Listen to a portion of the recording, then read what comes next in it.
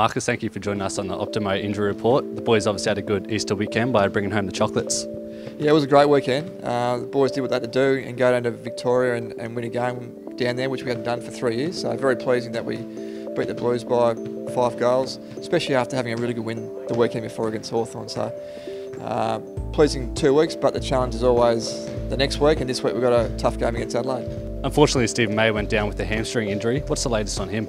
Yeah, the one disappointing thing from the night was Maisie's hamstring, which happened late in the game. He got scans today. I think the plan for him, he'll definitely miss the next couple of weeks with that injury, and we'll manage it on a week-to-week basis after that point.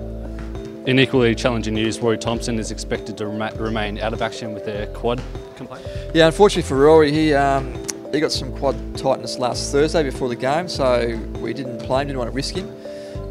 He again also got a scan today, and he'll probably miss the next 2 weeks, similar to Maisie. And then once we get past that point, we'll assess him from week to week. And another son battling a troublesome quad injury is Ben Ainsworth. What's the latest on him? Yeah, unfortunately for Ben, he's had a really severe corky in his quad for a bit of time now. Because he's a first-year drafter, we want to make sure we look after him, and we're looking at the long-term view rather than the short-term. So he'll most probably miss the next month up until our bye, and then hopefully by then he's ready to play some football. Pierce Hanley came off during his NEFL match with the ankle injury. How's he progressed? Yeah, Pierce has come back from Ireland, as everyone's now aware. Played a half in our reserves game last week.